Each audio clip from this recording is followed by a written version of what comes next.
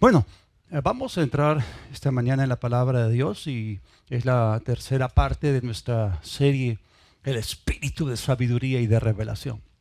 Y vamos a regresar a nuestro texto de donde estamos extrayendo la sabiduría de Dios, que esto se encuentra en Efesios, el capítulo 1, los versículos 17 al 19, ¿no? Donde Pablo estaba orando para que el Dios, el Padre de nuestro Señor Jesucristo, ¿no? El Padre de gloria, les dé ¿qué? Espíritu de sabiduría y de revelación en el conocimiento de Él, alumbrando los ojos de nuestro entendimiento, o como dicen en el griego, de nuestro corazón, para que sepan cuál es la esperanza a que Él nos ha llamado y cuáles las riquezas de la gloria de su herencia de los santos y cuál la supereminente grandeza de su poder para con nosotros los que creemos según la operación del poder de su fuerza. Y aquí se está describiendo una de las más grandes necesidades de la iglesia. Repitan conmigo, yo lo necesito. ¿Qué cosa? El espíritu de sabiduría y de revelación en el conocimiento de Dios. Y este es un elemento esencial que nos abre a nosotros el ámbito del espíritu. ¿Cuántos de ustedes quieren incursionar en el espíritu? Hay gente que tiene otros intereses. Donde está tu tesoro estará tu corazón. Tú decides. O sea, Dios quiere que lo conozcamos a Él, que conozcamos su voluntad, que sepamos específicamente cuál es la esperanza a la que Él nos ha llamado, cuáles las riquezas de la gloria de su herencia en nosotros, los creyentes, los santos, y cuál es la supereminente grandeza de su poder para con nosotros que vivimos por la fe. En esencia, ¿qué es lo que Pablo está pidiendo por nosotros? ¿Algo natural? ¿Algo físico? Está pidiendo acá que nuestros ojos naturales sean abiertos. ¿Está hablando de los ojos físicos? No, aquí está hablando de nuestro espíritu, no está hablando de nuestro cuerpo físico, está hablando de nuestro corazón. O sea, Pablo no está pidiendo que Dios le dé a la iglesia vista, le está pidiendo algo completamente diferente. Por lo tanto, la iluminación de la cual se está tratando aquí no tiene que ver con la iluminación de nuestros ojos naturales y físicos, sino con respecto a nuestros ojos espirituales. Así que esta oración no tiene nada que ver con pedir que la iglesia reciba la vista. Tenemos vista. Está orando por visión. Está orando por visión espiritual, por visión sobrenatural. Él está pidiendo para que nosotros seamos capaces de ver en el espíritu. Repiten conmigo, ver en el espíritu. La semana pasada dijimos, o anteriormente dijimos, que visión es la más alta o elevada manera de ver. O sea, ambas, la vista y la visión, tienen un campo visual muy definido. Cada una de esas facultades tiene cierto radio de acción. Le voy a mostrar una comparativa, ¿no?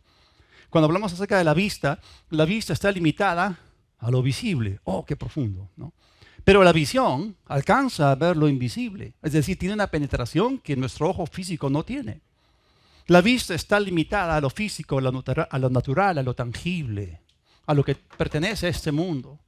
Pero la visión alcanza a ver lo espiritual, lo sobrenatural, lo intangible. La vista está limitada a lo temporal, únicamente a lo presente. Pero la visión ve lo eterno, al pasado, presente y futuro. Entonces Dios quiere que nosotros comprendamos que no solamente debemos conocerlo a Él, sino también su obra, su plan, sus intenciones. Y este conocimiento requiere visión. Si no tenemos visión, nuestro conocimiento es fragmentario, es temporal, porque la vista nos proporciona a nosotros una perspectiva muy pequeña, muy reducida, muy estrecha. Nos da a nosotros una muy limitada y reducida comprensión. Mediante ella, mediante la vista, no podemos ver el todo de Dios en lo eterno. Solamente vemos lo que está delante de nuestros ojos y hasta ahí llegamos. Pero la visión de Dios se extiende desde la eternidad y hasta la eternidad. Estoy hablándoles acerca de poder ver como Dios ve. Es decir, Dios está llamando a su iglesia que salga de esa tan estrecha y pequeña esfera de acción y muy limitada comprensión, porque mediante ella no podemos ver el todo de Dios, ni tampoco lo eterno. Pero la visión de Dios nos está llamando a que nosotros podamos tener penetración espiritual intuitiva y poder ver no solamente lo que Dios ve, sino como Dios ve. Y eso es maravilloso, para estar en la misma página, para estar alineados con Él. Para ver como Él, para pensar como Él, para hablar como Él, para actuar como Él y obtener resultados, porque estamos aplicando ciertas leyes. Entonces Dios quiere que nosotros veamos y conozcamos experimentalmente, ya lo hemos leído, cuál es la esperanza de su llamado, cuáles las riquezas de la gloria de su herencia en nosotros los santos y cuál la supereminente grandeza de su poder para con nosotros en Cristo. Entonces aquí estamos hablando acerca del plan, de la voluntad de Dios, estamos hablando de la obra de Dios y no de algo que tuvo origen humano. Esto no es algo que satisface las necesidades de los hombres, sino más bien todo lo que estamos viendo tiene que ver con las necesidades de Dios. Miren, cuando la gente está en necesidad, ¿no?, y acude por ayuda, están tan cegados en su propia necesidad que ni siquiera tienen respeto por la persona y el tiempo al cual están pidiendo o demandando ayuda. ¿Alguna vez te has puesto a pensar en las necesidades de Dios? Como si Dios fuese nuestro salvavidas o nuestro bombero para apagar nuestros incendios. Dios es bueno, es misericordioso, es salvador. Él nos libra de situaciones temporales. Amén. Pero Él tiene un plan, Él tiene una voluntad. Y bueno, el mensaje que primero Adán envió al cielo fue: no tu voluntad, sino la mía. El cual el segundo Adán en el huerto de Getsemaní, Jesús tuvo que revertir diciendo: no mi voluntad, sino la tuya. Entonces, tenemos que enfocarnos en las necesidades de Dios. ¿Por qué predicamos el Evangelio? Bueno, sí, sabemos de que no es solamente que los hombres tienen una necesidad, la necesidad de ser salvos, sino que Dios también tiene una necesidad. Es decir, solamente existe un evangelio, pero ese evangelio puede ser visto bajo dos perspectivas completamente diferentes. Captado bajo la perspectiva humana, es el evangelio de la gracia que nos salva. ¿Cuántos están agradecidos a Dios por eso? Amén. Pero desde la perspectiva divina, el evangelio es el evangelio del reino de Dios. ¿Qué cosa es un reino? ¿Nunca han escuchado? ¿No? Venga tu reino, hágase tu voluntad, ¿no? En la tierra y en el cielo, ¿no? Entonces, un reino es la extensión territorial donde se ejecuta o se hace la voluntad de un rey. Y por eso el evangelio es el evangelio del reino de Dios, donde la voluntad de Dios es lo número uno, no la voluntad del hombre. Anteriormente hemos dicho que Dios tiene un plan. En su plan fuimos predestinados para ser sus hijos y predestinados para convertirnos en herencia suya. ¡Qué tremendo eso! Hemos dicho que Dios quiere hijos. Él quiere llevar muchos hijos a la gloria, no a la perdición. Y esa es la necesidad de Dios. Dios creó al hombre porque Él quería una familia. Él no quería solamente soldados, huestes angelicales, que lo obedeciesen sencillamente por escuchar su voz, su mandato. Dios no quería seres autómatas que fuesen controlados remotamente. Dios quería gente que fuese autónoma, que por decisión propia escogiese amar, servir y adorar al Rey de los siglos. De eso se trata. No nos hizo robots, no nos hizo máquinas con un programa de tal manera que podamos obedecerle mecánicamente. Entonces, Él quiere llevar muchos hijos a la gloria y esa es la necesidad de Dios. Por lo tanto, lo que nosotros hacemos acá en la tierra tiene que ser dirigido por su visión. Por eso nosotros como creyentes necesitamos esta clase de visión, que es una visión eterna. Y esta visión nos es dada para que primero nuestra perspectiva sea completamente alterada o cambiada. Si cambia nuestro punto de vista, entonces nuestras obras también van a ser afectadas. Y lo que hagamos a partir de capturar o abrazar la visión de Dios va a causar de que nosotros actuemos y operemos en línea con el propósito y plan eterno de Dios. Por eso, quiero que ustedes sepan que Dios pone tanto énfasis en que podamos ver con los ojos de nuestro espíritu y que comprendamos lo espiritual, que comprendamos lo eterno. Necesitamos estar en sintonía con Dios, necesitamos estar en la misma página de Dios. Y de eso se trata. Y por eso, yo les pregunto, ¿ya han sido capaces de poder ver así alguna vez? ¿Han tenido algún tipo de vislumbre o vistazo, chispazo de luz? ¿Ya se han abierto alguna vez los ojos de su corazón para que puedan, por la acción del Espíritu de sabiduría y de revelación, ver en el ámbito del Espíritu? ¿Han sido ustedes capaces de ver el plan, la esperanza? ¿Han visto su herencia? ¿Han visto su poder? Si ustedes han sido capaces de vislumbrar estas cosas preciosas, entonces están listos para ejecutar el plan de Dios, para cumplir sus propósitos. Por eso necesitamos que el Señor nos abra los ojos para poder tener visión. Porque la visión te libra de ti mismo. La visión te libra del egoísmo. La visión te libra de enfocarte solamente en ti, como si todo el universo girase en torno de ti. No, Cristo es el centro, no tú. Entonces, si tú caminas por vista, ¿no?, y en el egoísmo del hombre caído, entonces vas a vivir dentro de ese escenario de estrechos horizontes. Es decir, si tú no tienes revelación, no vas a entrar nunca en el plan eterno de Dios. Nunca vas a involucrarte en algo que tiene implicancias eternas si caminas por vista. Porque la de Dios es una obra inmensa que abarca desde la eternidad y hasta la eternidad. Hay propósitos eternos de Dios en Cristo Jesús. Por eso, si nosotros no estamos en el Espíritu y nos apoyamos en el ojo de la carne, vamos a deslizarnos muy fácilmente en lo temporal. Vamos a estar mirando todas las cosas horizontalmente y nunca vamos a estar verticalmente vinculados con el cielo. Vamos a estar mirando lo temporal, lo que es físico, lo que es visible, lo que tiene que ver con los sentidos, pero no vamos a poder mirar lo que Dios está mirando. Así que es muy fácil deslizarse en lo temporal, en lo pequeño, en lo insignificante, en lo intrascendente. Es muy fácil perder de vista el alcance de esta visión y de esta gran obra eterna. Y por eso nosotros estamos viendo el capítulo 1 del libro de Efesios, porque en Efesios capítulo 1 se nos revela el misterio de Dios desde la eternidad y hasta la eternidad. No sé si ustedes han cumplido con su tarea de leer el capítulo 1 de Efesios, por lo menos hasta el versículo 14. Y vamos a ver allí que en la eternidad del pasado, Dios tuvo una predestinación, un plan y una voluntad.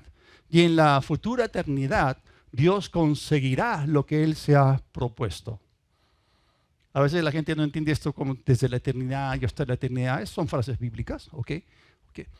Cuando Dios creó la tierra, Dios creó el tiempo. No solamente, ya hemos visto en Hebreos capítulo 1, versículo 2, ¿no?, que Él mismo creó, y no es el universo, sino creó las edades. Él es el que creó el tiempo.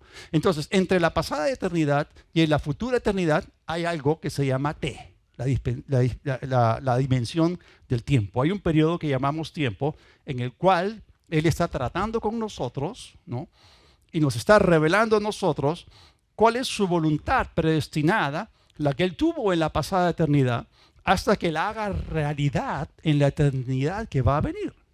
O sea, hay algo que Dios ya planeó y en el futuro se va a completar. Así que en el esquema de Dios hay cierto orden. ¿Cuántos saben que Dios es un Dios de orden? ¿Quieres ser más como Jesús? Entonces sé más ordenado. Ok.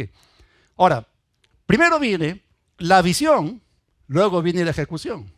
¿No? Primero viene el entendimiento, luego viene el movimiento. Entonces, cuando tú llegas a conocer a Dios, cuál es su plan, cuál es su voluntad, cuál es la esperanza a la cual te llamó, cuál es la herencia en los santos, lo siguiente es la manifestación de su poder en nuestras vidas.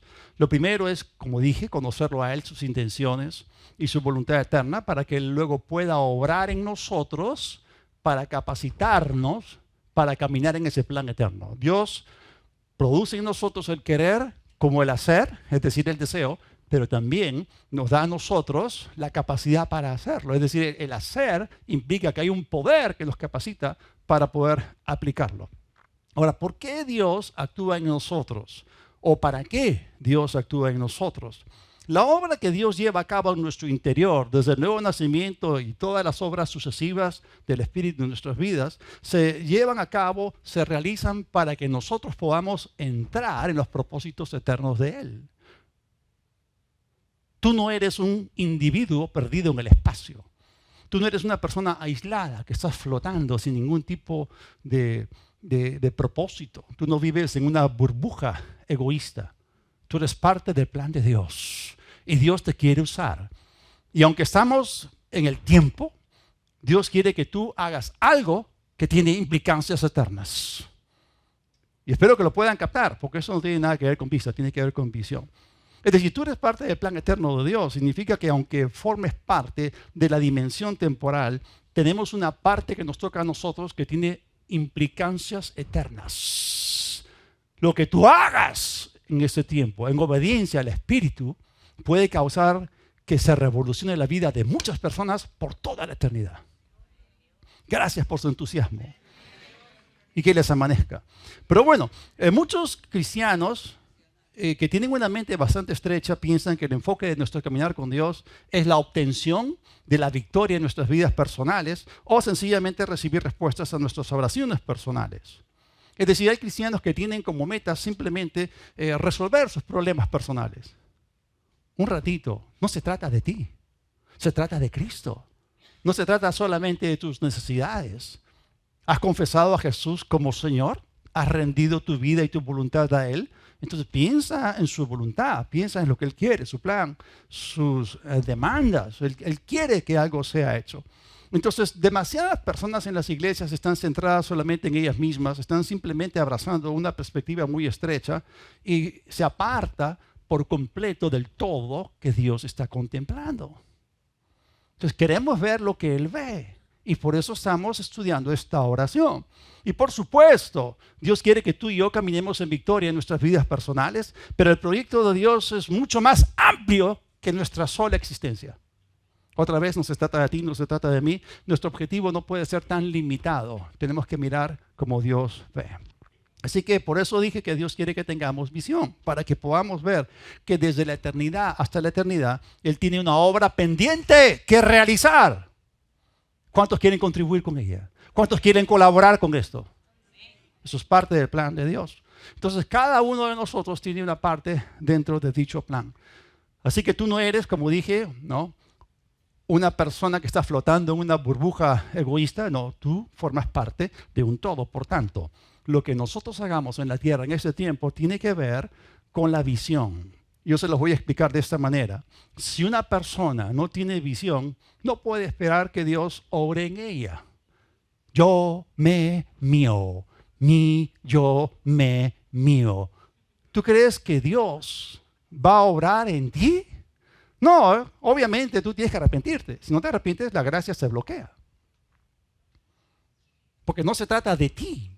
Tú tienes que someter tu voluntad a la voluntad divina. Por ejemplo, ¿no?, si un padre envía a su hijo a la bodega para comprar algo que es necesario en la casa, digamos para el almuerzo, ¿no? O sea, la intención del padre no es que su hijo tenga un par de billetes en el bolsillo. No, la intención de él es que traiga algo necesario para completar el almuerzo. ¿Están ahí o no?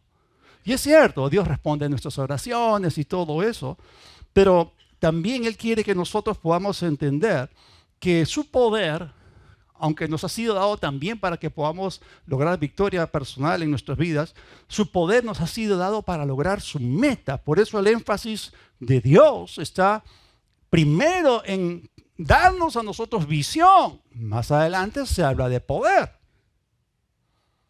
Lo último en esta lista de Efesios 1 es el poder. Entonces, primero Él nos proporciona la visión, para que luego la hagamos nuestra y nos involucremos en el cumplimiento mediante la operación de su poder en nosotros. Entonces, vamos a decirlo de esta forma. La visión nos hace ver el plan de Dios, su poder nos hace capaces de llevarlo a cabo. Repiten conmigo: ver, hacer, mirar, ejecutar. De eso se trata. Entonces la visión nos da a nosotros entendimiento conforme al plan de Dios, pero su poder nos ayuda a realizarlo. Por lo tanto, deberíamos de conocer su plan y propósito, pero también deberíamos de conocer el poder de su resurrección. ¿Nunca han leído la oración de Pablo ahí en Filipenses 3:10, donde él decía a fin de conocerlo, ¿no?, y el poder de su resurrección? Y vamos a meternos a hablar del poder más adelante porque es tremendo. Entonces, voy a empezar con un adelanto acerca de este poder, pero por la descripción que de dicho poder se hace en ese pasaje, leemos que es tan grande que a menos que Dios nos abra los ojos, no seremos capaces de ver lo inmenso que es. O sea, es mucho más grande de lo que tú y yo podemos pensar o imaginar, porque es completa y plena omnipotencia. Nosotros, como seres finitos, limitados e imperfectos, no estamos familiarizados con la omnipotencia. Podemos ver la creación, podemos ver indicios, resultados de una manifestación parcial de la omnipotencia de Dios, pero no estamos acostumbrados porque no vivimos pensando en ella, no vivimos conscientes de ella en base diaria. Y eso sencillamente puede ser un impedimento. Pero ese poder es tan gigantesco que aún no nos damos cuenta de las dimensiones de su grandeza. Por eso la iglesia necesita oración. Repitan conmigo, necesito oración. ¿Para qué? Para que Dios nos conceda visión que solamente nos viene a través del espíritu de sabiduría y de revelación. Entonces, ese poder obviamente no es algo aislado. Ese poder de resurrección se encuentra en nosotros, está en nosotros. Pero como no lo vemos ni lo sentimos, no operamos en él como deberíamos. A veces no estamos conscientes de la grandeza, de la omnipotencia de Dios que se encuentra en nosotros. Es decir, el poder de Dios se encuentra en nosotros. Ahora, lo voy a decir de esta forma. El poder de Dios está presente en nosotros, pero no necesariamente está en manifestación. Cuando Jesús caminó en la tierra, en las calles de Judea, de Galilea, o sea, el poder de Dios estaba sobre él. Poder para sanar, para levantar a los muertos, para echar fuera demonios. Pero su poder no estaba manifiesto en todo tiempo. La fe lo activaba. Entonces, este poder del cual estamos hablando, que es parte de esta oración, es como un inmenso tesoro que se encuentra en una vasija de barro. Y eso es exactamente lo que Pablo utilizó como ilustración. Esta es la ilustración que el Espíritu Santo le dio a Pablo al respecto, ahí en 2 Corintios, el capítulo 4, versículo 7. Noten ustedes el verbo, pero tenemos. Repitan conmigo, tenemos. Repitan conmigo, yala. No digas nola, sino yala. Tenemos este tesoro en vasos de barro, este cuerpo, este tabernáculo, esta casa temporal, corruptible, para que la excelencia del poder, ¿no?, sea de Dios y no de nosotros. Entonces, este tesoro de este poder tan valioso se encuentra en las vasijas de barro de nuestros cuerpos terrenales, pero delante de Dios es tan precioso, tan valioso, que está muy por encima de nuestra comprensión natural o mental. Esto va mucho más allá de nuestro intelecto. Por eso, urgentemente necesitamos que el Señor abra nuestros ojos. Hermanos, como yo miro al cielo y digo, Señor, abre mis ojos, quiero ver esto. Concédeme ver aquello que no estoy viendo, para poder entender cuán precioso es. Y es cierto, ¿no? 2 Corintios 4:16 nos dice que nuestro cuerpo, nuestra casa se va desgastando, pero ese poder dentro de nosotros es incorruptible. Ese poder dentro de nosotros es real y es maravilloso, es indestructible. Entonces, en la oración que leímos al principio, en Efesios el capítulo 1, cuando llegamos al versículo 19, se habla de este poder como la supereminente grandeza de su poder para con nosotros. Entonces, quiero presentarles a ustedes, hermanos, ¿no? Así como quiero presentarte a una persona maravillosa, te la presento, ¿no? Pero yo quiero presentarles a ustedes el versículo más poderoso de la Biblia. Ah, sí, pastor, ¿existe? Claro. Efesios 1:19. ¿Por qué? Se lo voy a leer. ¿Y cuál? La supereminente grandeza de su poder dunamis para con nosotros los que creemos, y aquí está la fe, según la operación del griego energía, actuación, del poder, kratos, o soberanía, de su fuerza, ischus, o de su fortaleza. Hermanos, estas 4 palabras, en ciertas traducciones se traducen poder.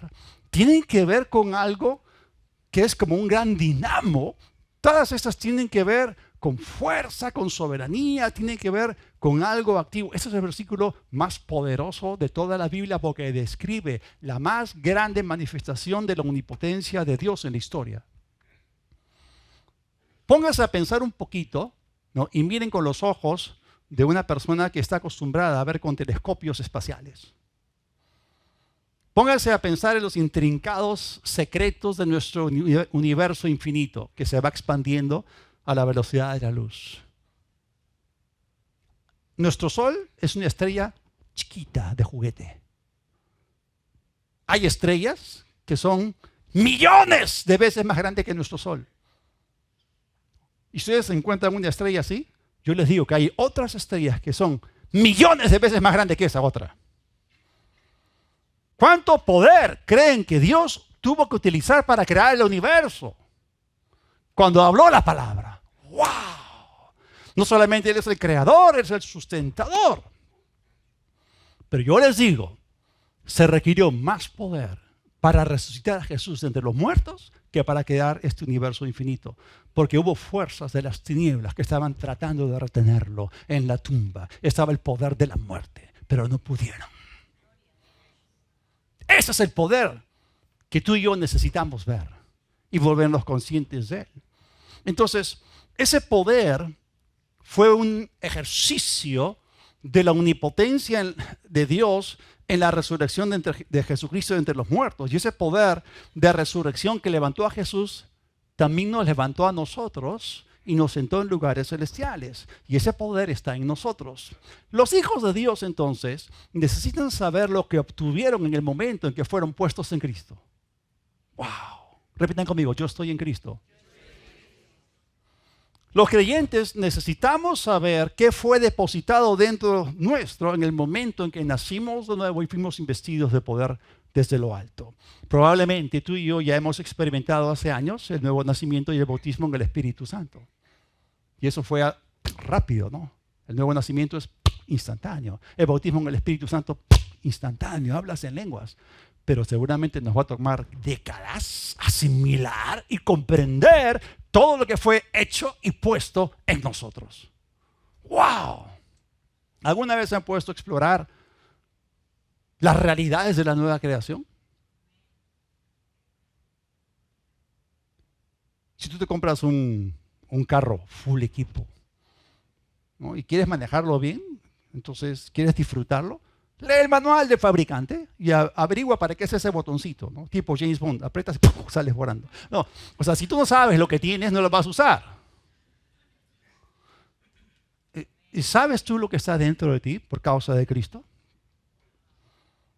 Entonces, esto debe ser examinado y experimentado una y otra vez. Necesitamos crecer en la asimilación del tremendo poder de este tesoro. Por eso necesitamos visión. Y tenemos que ser capaces de llegar al punto en que podemos ver ese poder con nuestros ojos espirituales siendo alumbrados. Como dije, a Dios le tomó solamente un instante ponernos en Cristo, pero nos va a tomar a nosotros una vida entera descubrir lo grandioso y precioso que es dicho tesoro. Por eso Dios quiere que tú y yo veamos por la revelación del Espíritu. Quiero decirles esto: el que vea se hará fuerte, mientras que el que no vea permanecerá en debilidad. Dijimos al principio de esta serie que en Efesios hay dos oraciones. La primera habla de visión. La segunda, en Efesios capítulo 3, habla acerca de fortalecimiento espiritual. Y si tú no tienes esta revelación, hermano, vas a permanecer en ignorancia y en debilidad. Por tanto, nuestra clave, iglesia, hoy es ver. Repitan conmigo, ver. Ahora, muchos cristianos pasan mucho de su vida en modo petición y casi nada de tiempo en modo gratitud. Siempre están pidiendo, dame. ¿No? Es que han fallado en el reconocimiento de todo el bien que está en ellos por causa de Jesucristo. Tomen nota, ¿no? Filemón, capítulo 1, versículo 6. Ahora, escúchenme bien, y se los voy a decir de esta forma. Todo lo que Dios nos quería dar, ya nos ha sido dado en Cristo. Por lo tanto, la clave es ver con visión. Es que Dios nos suministra a nosotros el espíritu de sabiduría y de revelación para que podamos ver, porque al ver entraremos en la realidad, en la experiencia de la realidad espiritual. Hay realidades espirituales que están a tu alcance y tu disposición si tú sencillamente te metes en el espíritu. Tienes que verlo para experimentarlo. Primero viene la ley del reconocimiento, luego viene la ley del uso. No debemos perder el tiempo orando por más poder. Porque el poder de Dios se muestra a los que creen que ya está en ellos, a aquellos que lo han visto con el ojo de la fe. Así que no necesitamos orar pidiendo poder. Necesitamos orar pidiendo ver. ¿Ver qué? La realidad espiritual.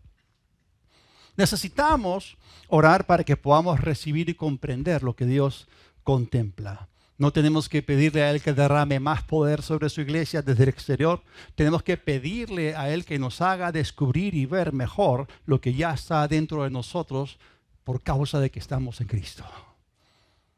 Entonces tenemos que entrar en la ley del reconocimiento de las realidades de la nueva creación. Y cuando Él abre nuestros ojos para que veamos como Él, y cuando vemos lo que Él ve, entonces nuestro nivel de gratitud se va a incrementar grandemente. Vas a dejar de estar en modo petición todo el día y vas a entrar en modo gratitud, en modo alabanza, en modo reconocimiento. Y vas a entrar y disfrutar esa realidad. Así que Dios quiere que tú y yo podamos ver el poder que Él empleó para levantar a Jesucristo de entre los muertos. Y este poder es simplemente nada más ni nada menos que poder de resurrección. Repitan conmigo, resurrección.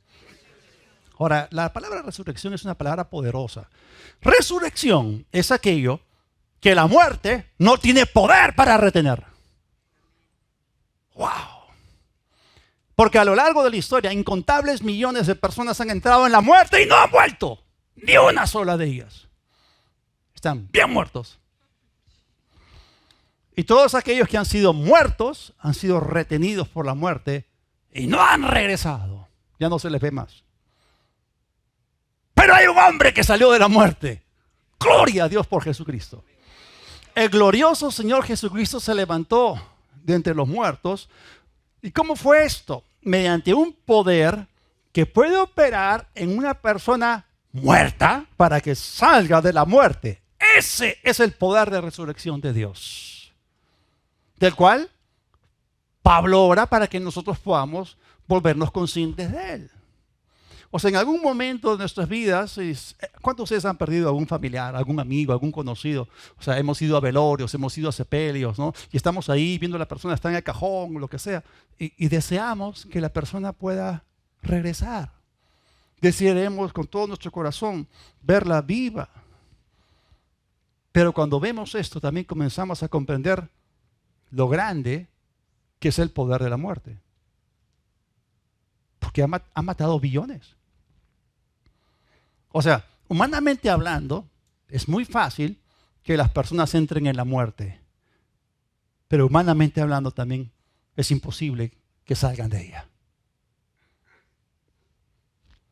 Ahora, tú le predicas el evangelio a alguien, ¿no? Y es fácil que la persona te diga que no, ¿no? Las personas podrían rechazar la vida eterna que Cristo les ofrece. No quiero vida eterna, no quiero ser salvo. Pero no pueden rechazar la muerte cuando les acontece. O sea, la muerte no les va a pedir permiso. Va a venir sobre ellos y los apaga. La muerte es el reino e imperio de Satanás. En el libro de Hebreos se dice que Jesús vino para derrotar por medio de la muerte al que tenía el imperio de la muerte. O sea, el emperador de la muerte es el diablo. Pero este poder de resurrección del cual Pablo está mencionando, está hablando, es capaz de pasar por la muerte, ¿no? Y no ser retenido por ella, ¿no? Porque ese poder de resurrección no puede ser vencido por el diablo. Porque Jesús mismo derrotó a Satanás a través de la resurrección por la gloria de Dios. Entonces, aquello que es capaz de pasar por la muerte y salir de ella se llama resurrección. Este es el poder que está en nosotros debido a que estamos en Cristo. Ahora, vamos a seguir hablando un poco más acerca de ese poder. Vamos a Efesios otra vez, el capítulo 1, los versículos 19 al 22. Otra vez dice, ¿cuál la supereminente grandeza de su poder para con nosotros? ¿Cuántos creyentes hay acá? Los que creemos, según la operación del poder de su fuerza, la cual obró en Cristo, resucitándole de los muertos y sentándole a su diestra en los lugares celestiales, versículo 21, sobre todo principado, sobre toda autoridad y poder y señorío, y sobre todo nombre que se nombra, no solo en este siglo, sino también en el venidero, o sea, algo eterno. Estamos hablando de la eternidad. Y sometió todas las cosas bajo sus pies. Y lo dio por cabeza sobre todas las cosas a la iglesia. ¿A quién? A la iglesia, a nosotros. Gloria a Dios. A nuestro favor, para nuestro beneficio. La cual es su cuerpo. Hay una unión acá. Es la cabeza conectada con el cuerpo. La plenitud de aquel que todo lo llena en todo. Entonces, este poder que está descrito acá, no solamente causó que Jesucristo fuese levantado de la muerte, sino que también fuese sentado a la diestra del Padre en los lugares celestiales. Y como leemos acá, Dios lo puso como cabeza sobre todas las cosas y esto fue hecho para la iglesia, para que la iglesia fuese bendecida. Por lo tanto, ese poder no solamente benefició al Hijo de Dios, sino que también nos beneficia a cada uno de nosotros, porque el mismo poder que causó que Jesús pasase de muerte a vida, ¿no? Ese mismo poder que resucitó a Jesús y lo exaltó y lo sentó en lugares celestiales, también nos resucitó a nosotros y nos levantó y nos hizo sentar en los lugares celestiales en Cristo. Estamos en Cristo, en la posición más alta de poder o de autoridad de todo el universo. Ese poder actúa en nosotros, pero sigue actuando en nosotros y seguirá actuando en nosotros. Y la cosa es que nos volvamos más conscientes de él. Estamos hablando de realidades espirituales, desconocidas para la mayoría, pero Dios no nos quiere ignorantes. Si tú eres ignorante, serás débil. No vas a poder caminar en dicho poder. Entonces, la única manera en que todo esto fue hecho posible fue debido a la operación o actuación del mismo poder que actúa en él, y ese poder es el que está en nosotros. Así que veamos que hay poder hoy dentro de nosotros que estamos en Cristo. Ahora, ¿qué clase de poder? Como dije, no solamente poder de resurrección y de exaltación. Este poder también fue capaz de poner todas las cosas en sujeción bajo los pies de Cristo. Entonces, estamos hablando de algo, acá hay muchas cosas que están interconectadas entre sí, porque este pasaje nos hace ver claramente que el plan eterno de Dios está relacionado con su iglesia. Un poquito de ubicaína. Estamos en la sexta dispensación, la era de la iglesia, ¿ok? Es la dispensación de la gracia. Y Dios está obrando en la tierra a través del cuerpo de Cristo, a través de su iglesia. Nosotros ahora hemos sido llamados a ejecutar la voluntad perfecta de Dios en este tiempo. Entonces la iglesia tiene una participación activa en el plan de Dios. La iglesia es poseedora del poder de Dios. Entonces Dios quiere abrirnos a nosotros los ojos para que veamos lo que Él está haciendo ahora en su iglesia y por medio de su iglesia. Nunca se olviden de eso. Dios primero obra en ti y luego obra a través tuyo. Pero si tú lo bloqueas y no lo permites que Dios obre en ti, olvídate que te va a poder usar. Porque como estás, eres inservible. ¿En serio? No, cuando una persona no permite o bloquea el poder de Dios, que Dios lo cambie y lo transforme, eres inservible para sus propósitos. Tú tienes que dejarte cambiar. Tú tienes que dejar que Dios comience a tratar contigo, moldearte, tu carácter. Dios no quiere que tú seas de maldición. Dios no quiere que tú seas de tropiezo. Dios no quiere que tú estés hablando tonterías. No, Dios quiere que tú seas transformado en tu pensar, en tu hablar, en tu mirar, en todo. ¿Cuántos saben que el creer bien, el pensar bien, el hablar bien y el actuar bien son fundamentales para nuestra victoria? Entonces tenemos que dejar que Él haga su obra en nosotros. Así que la cuestión esencial sigue siendo la revelación. Que tengamos nuestros ojos abiertos para ver ciertas cosas en el Espíritu. Y hablando acerca de la obra de Dios, hemos dicho que esta empezó en la pasada eternidad y que sus planes se van a cumplir en la futura eternidad. Ahora, vamos a hacer un resumen de las obras pasadas y futuras de Dios. ¿Está bien? Lo primero es la creación. Tremenda la obra de la creación. O sea, no solamente Dios creó el universo, creó la tierra, ¿no? Y del Señor es la tierra y su plenitud, todo lo que hay en ella, ¿no? Caminando con mi esposa por la playa, vemos ahí unos pajaritos, no son correcaminos, pero son unos pajaritos chiquitos, lindos, y corren, tienen una gracia. Cuando vuelan en bandadas, wow, qué tal armonía. Y digo, Jesús, qué sabio eres, todas las cosas las hiciste con sabiduría. Qué lindas maquinitas, todas integradas, maquinitas biológicas, o sea, los impulsos del cerebro, ¿no? Tienen el voltaje correcto para poder enviar la orden para que las alas se muevan y las patitas puedan correr con tanta gracia. O sea, el Señor es el Señor de los detalles, que es tan grande. La obra de la creación es maravillosa y el clímax de la creación de Dios es el hombre, hecho en su imagen y semejanza. Luego vino la redención. Y el tercero es la restauración y el estado eterno. Ahora, nosotros ya sabemos que la obra de la redención fue hecha y lo que necesitamos hoy No es que Él la haga de nuevo, de ninguna forma, sino que nos dé revelación sobre lo que ya se ha realizado. Entonces, necesitamos ser capaces de ver el plan que Él se ha trazado, pero también la obra que ha realizado. Y la obra que Dios ha realizado tiene dos partes. La primera es la obra de la creación. Ya sabemos, antes de la fundación del mundo, Él hizo esto. Pero la segunda obra es la obra de la redención. Lo ejecutó en la cruz. Entonces, todo lo que tiene que ver con el plan eterno de Dios ya fue decidido de antemano antes de la fundación del mundo.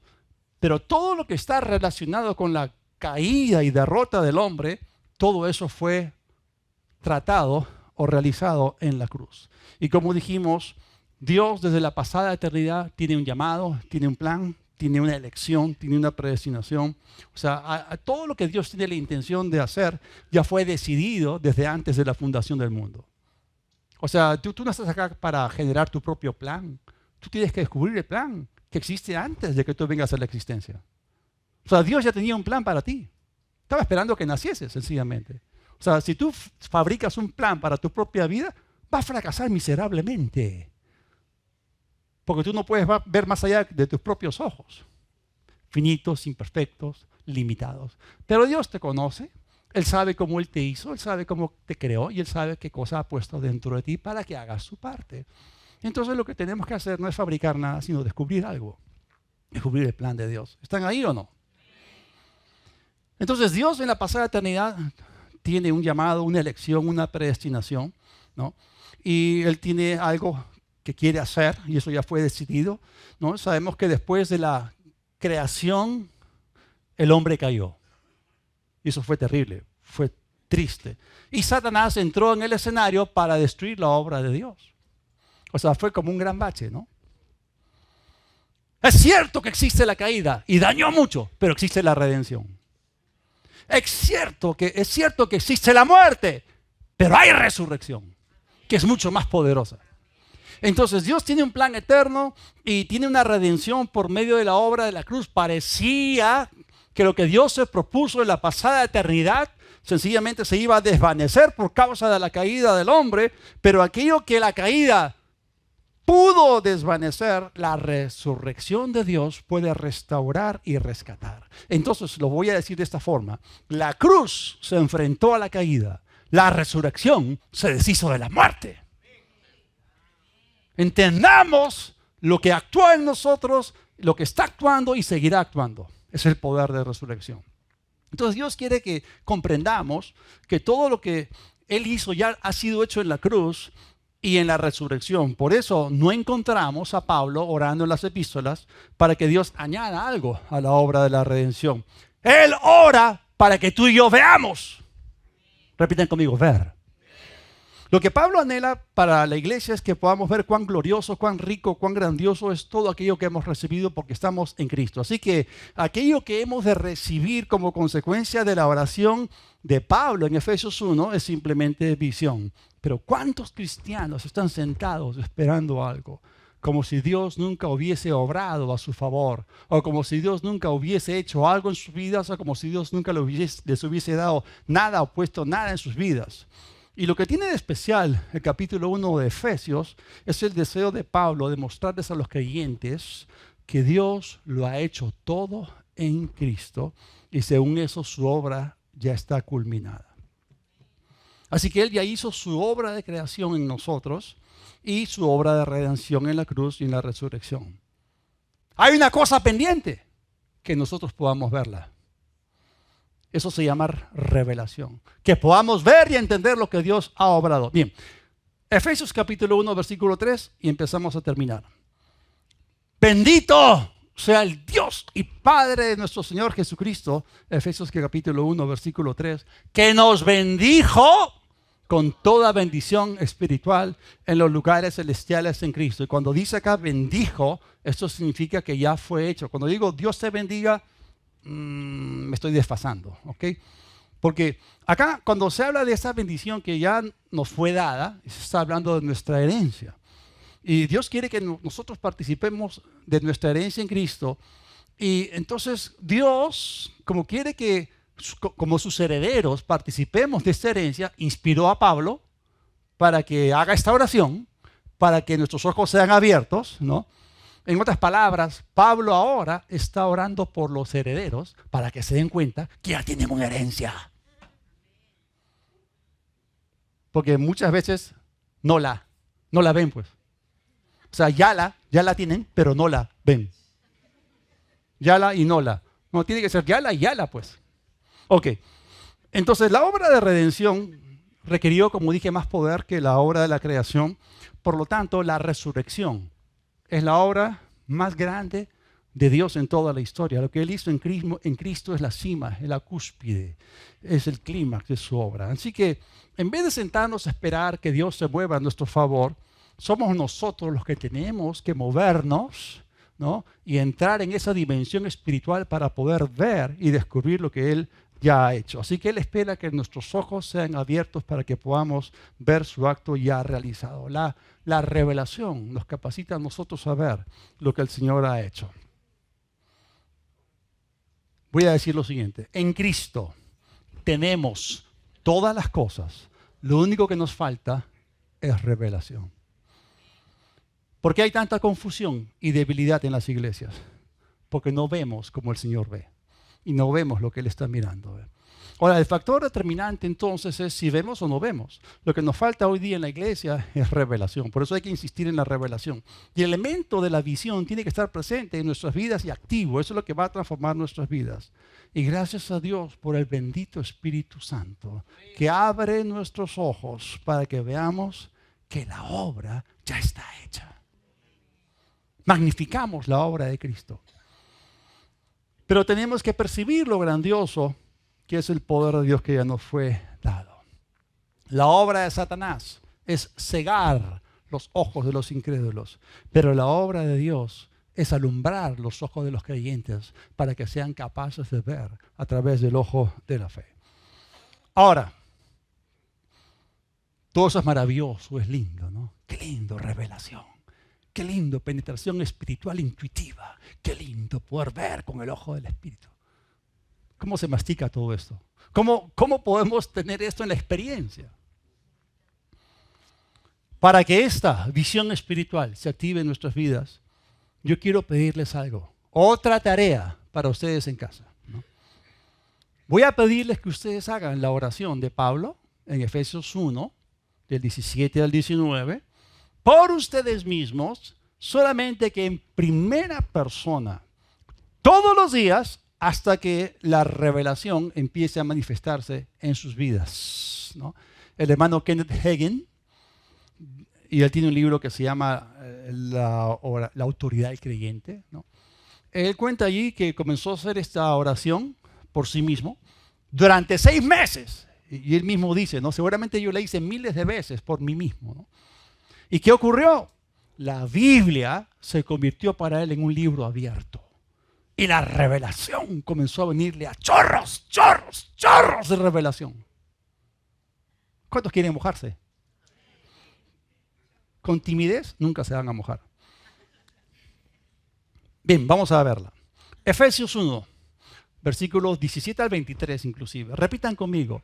Para que el Dios de nuestro Señor Jesucristo, el Padre de gloria, me dé espíritu de sabiduría y de revelación en el conocimiento de Él, alumbrando los ojos de mi entendimiento, para que sepa cuál es la esperanza a la que Él me ha llamado y cuáles las riquezas de la gloria de su herencia en los santos y cuál la supereminente grandeza de su poder para conmigo, que creo, según la operación del poder de su fuerza, la cual operó en Cristo, resucitándole entre los muertos y sentándole a su diestra en los lugares celestiales, sobre todo principado y autoridad y poder y señorío